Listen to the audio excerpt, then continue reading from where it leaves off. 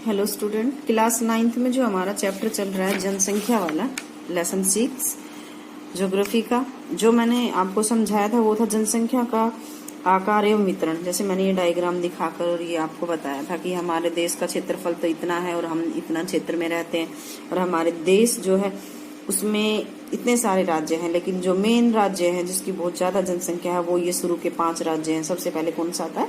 उत्तर प्रदेश आता है। तो इस तरह से अब हम आगे चलते हैं।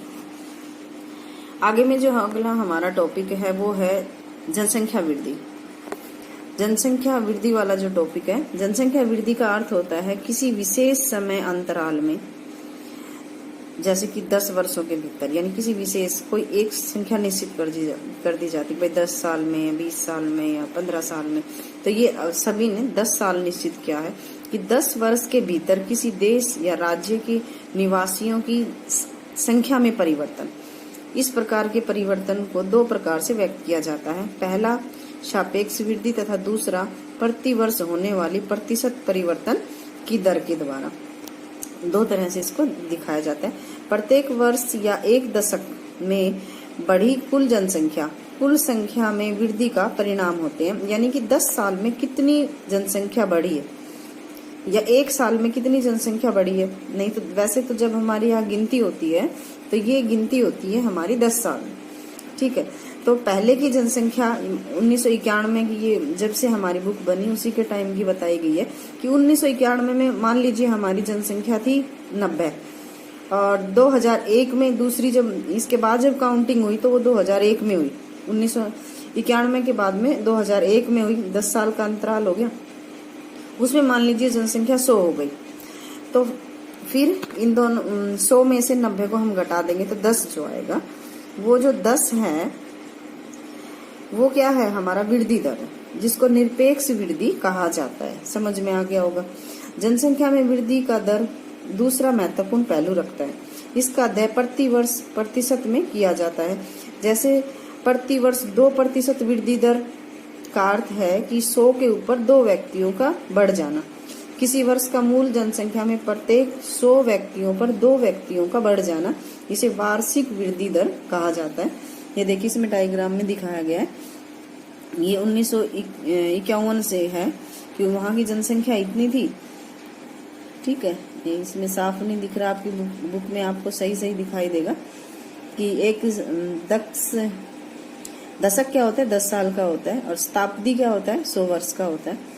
तो इस तरह से वार्षिक दर, ये एक दशक का सापेक्ष है, फिर वार्षिक वृद्धि, इसमें लास्ट में ये 1.25 वार्षिक वृद्धि रही, और एक दशक में 42.43 इसकी वृद्धि हुई, यानी उसमें से उसको घटाया गया और तो ये निकली होगी। तो इस तरह से ये पूरा इसमें डाटा दिखाया गया है, इस सारणी में समझाया गया। 1981 तक जनसंख्या में वार्षिक वृद्धि दर नियमित रूप से बढ़ रही थी। ये जनसंख्या में तीव्र वृद्धि की व्याख्या करता है। जो 1951 से में जो थी ये इतना, इसका डाटा दिया गया है, और 1981 में इतना दिया गया है। किंतु 1981 में वृद्धि दर धीरे धीरे कम होने लगी। इसका रीजन भी रहा होगा, जब किसी भी देश की जनसंख्या वृद्धि दर कम होती है तो या तो कोई बीमारी आ जाती है या कोई और रीजन होता है जिसकी वजह से जनसंख्या कम हो जाती है। इस दौरान जन्म दर में तेजी से कमी आई। फिर भी केवल 1990 में कुल जनसंख्या में 1820 लाख की वृद्धि हुई। कहते हैं इतनी कम होने के बाद में भी इसमें इतनी ज्यादा वृद्धि हुई। इतनी बड़ी वार्षिक वृद्धि इससे पहले कभी नहीं देखी गई। अब इसमें ये एक और डायग्राम बनाया, 1951 में इतनी थी, 2001 में बढ़कर इतनी हो गई। कई बार ये जो डायग्राम होता है ये बीच में से ऊपर हो जाए तो इसका मतलब जनसंख्या बहुत ज्यादा बढ़ी, फिर उसके बाद में उस पर कंट्रोल किया गया। तो इस तरह से ये डायग्राम हर एक देश का अलग अलग भी हो सकता है। वैसे कुल मिलाकर ऐसा ही रहता है, क्योंकि जनसंख्या जो है वो बढ़ती जाती है। इसमें कमी होने के मेन तो जब व्यक्ति कम मरने लगते हैं तो इसके डायग्राम में ही गड़बड़ होती है, या उनकी जन्म दर बढ़ जाता है। तो इसके बाद में इस पर ध्यान देना आवश्यक है कि भारत की आबादी बहुत अधिक है। हम सबको पता है, हम एक दूसरे नंबर पर रह रहे हैं। पहले चीन है और दूसरे हम लोग हैं, और कह रहे हैं सन 1945 में हम चीन को भी पीछे छोड़ के आगे चले जाएंगे। तो जब विशाल जनसंख्या में कम वार्षिक दर लगाया जाता है तब इसमें सापेक्ष वृद्धि दर अधिक होता है। 10 करोड़ जनसंख्या में न्यूनतम दर से भी वृद्धि होती है तब भी जुड़ने वाले लोगों की कुल संख्या बहुत अधिक हो जाती है। भारत की वर्तमान जनसंख्या में वार्षिक वृद्धि 155 लाख है, जो कि संसाधन एवं पर्यावरण के संरक्षण को निष्क्रिय करने के लिए पर्याप्त है। अब ये लाइन आपको समझ में आया कि संसाधन के संरक्षण को निष्क्रिय, ये यहाँ पे कह रहे हैं। हमारे संसाधन क्या होते हैं, जैसे जल है, पहाड़ है, वन है, भूमि है, या और हमारी खान है, या और कोई चीजें हैं, जल से बनने वाली चीजें, पेट्रोल है या कुछ। तो ये कहते हैं ये इतनी बड़ी मात्रा में जो जनसंख्या है ये हमारे पर्यावरण को प्रदूषित कर सकती है और हम लोग खतरे में पड़ सकते हैं, क्योंकि इतनी बड़ी जनसंख्या को संभाल के चलना, इनका सबका पेट की भरपाई करना, इनको सुविधाएं देना, ये बहुत ही मुश्किल काम है। लेकिन इसलिए इसने ये लाइन लिखी, संसाधन एवं पर्यावरण के संरक्षण को निष्क्रिय करने के लिए पर्याप्त है, यानी कि ये इनको सफल नहीं होने देगी। वृद्धि दर में कमी जन्म दर नियंत्रण के लिए किए जा रहे प्रयासों की सफलता को प्रदर्शित करेगा। जनसंख्या बढ़ रही है, लेकिन उसके ऊपर कंट्रोल करना है तो उसके लिए सरकार को कुछ नियम बनाने पड़ेंगे। जैसे कि चीन में है कि एक ही बच्चा पैदा किया जाएगा, चाहे लड़का हो चाहे लड़की। अपने यहाँ तो 2 बच्चे पैदा कर सकते हैं, पर चीन में एक ही कर सकते हैं, तो वहां पर साम्यवादी सरकार है। तो वृद्धि दर में कमी जन्म दर पर नियंत्रण करने के लिए एक सफल प्रयास है। इसके बावजूद जनसंख्या की वृद्धि जारी है तथा ये 2045 तक भारत चीन को पीछे छोड़ते हुए, ये जैसे मैंने आपको बताया था, ये बोल रहे हैं। अब इसके आगे जनसंख्या वृद्धि परिवर्तन की प्रक्रिया, कि भाई जनसंख्या जो है वो बढ़ रही है, उसकी परिवर्तन की प्रक्रिया क्या रही। जनसंख्या में होने वाले परिवर्तन की 3 मुख्य प्रक्रियाएं होती है, एक तो जन्म दर, मृत्यु दर और प्रवास। जन्म दर यानी कितने बच्चे पैदा हो रहे हैं, कितने मर रहे हैं, और प्रवास एक स्थान से दूसरे स्थान पर जाकर बस जाना। ये भी क्या होता है कि ये जनसंख्या परिवर्तन की एक प्रक्रिया होती है। जन्म दर या मृत्यु दर के बीच का अंतर जनसंख्या की प्राकृतिक वृद्धि होती है। एक वर्ष में प्रति 1000 व्यक्तियों में जितने जीवित बच्चों का जन्म होता है उसे जन्म दर कहते हैं। यह वृद्धि का एक प्रमुख घटक है, क्योंकि भारत में हमेशा जन्म दर मृत्यु दर से अधिक रही है। ठीक है, यानी कि मरते कम है और पैदा ज्यादा होते हैं। आगे, एक वर्ष में प्रति 1000 व्यक्तियों में मरने वालों की संख्या को मृत्यु दर कहा जाता है। 1000 के ऊपर होते हैं, ये 100 पे नहीं होते हैं, लाख पे नहीं होते हैं, ये कहते हैं 1000 के ऊपर काउंट किए जाते हैं। जन्म दर और मृत्यु दर को कितने पर काउंट होता है, 1000 पर। ये ऑब्जेक्टिव टाइप क्वेश्चन में भी बनता है, ये 1000 व्यक्तियों पर काउंट किए जाते हैं। ठीक है, 1000 में कितने मरे, कितने जिंदा हुए, या कितने ने प्रवास किया, दूसरे स्थान पर चले गए। एक वर्ष में प्रति 1000 व्यक्तियों में मरने वालों की संख्या को मृत्यु दर कहा जाता है।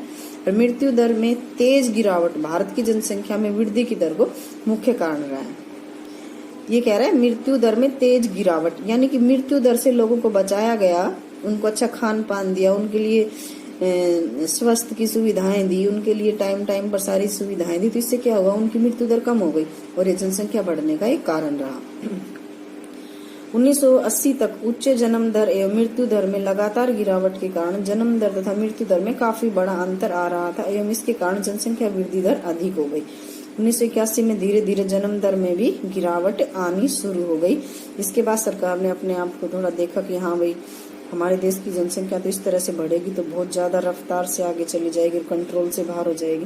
तो उन्होंने जन्म दर में गिरावट करने की कोशिश की, जिसके परिणाम स्वरूप जनसंख्या वृद्धि दर में भी गिरावट आई। इस प्रकार के चलन का क्या कारण है? जनसंख्या वृद्धि का तीसरा घटक है प्रवास, लोगों का एक क्षेत्र से दूसरे क्षेत्र में चला जाना। प्रवास आंतरिक जो होते हैं, ये अंतर देश के अंदर और अंतर्राष्ट्रीय भी हो सकते हैं। एक तो मान लीजिए कई बार अपने यहाँ होता है, हरियाणा का कोई दिल्ली जाकर रह गया, मुंबई जाके रह रहा, आपके यहाँ भी रहते होंगे इस तरह से, कोई आपके चाचा है, मामा, बुआ, जो भी कुछ है, एक स्थान से दूसरे स्थान पर देश के ही अंदर है। लेकिन कई आपने सुना होगा कि विदेश में चले जाते हैं। तो ये 2 तरह का होता है। आंतरिक प्रवास जनसंख्या के आकार में कोई परिवर्तन नहीं करता, क्योंकि एक स्थान से दूसरे स्थान पर चले समय तो जनसंख्या के घनत्व में अंतर आएगा और उसमें कोई फर्क नहीं पड़ेगा। लेकिन यह एक देश के भीतर जनसंख्या के वितरण को प्रभावित करता है।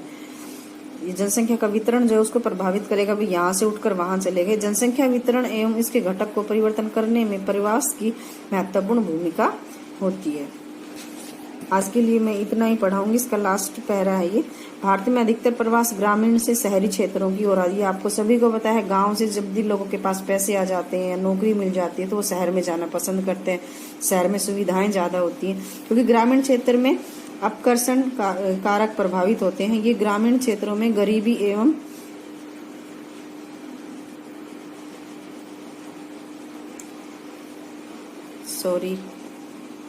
ये ग्रामीण क्षेत्रों में गरीबी एवं बेरोजगारी की प्रतिकूल अवस्था है, तथा नगर का अभिकर्षण प्रभाव रोजगार में वृद्धि एवं अच्छे जीवन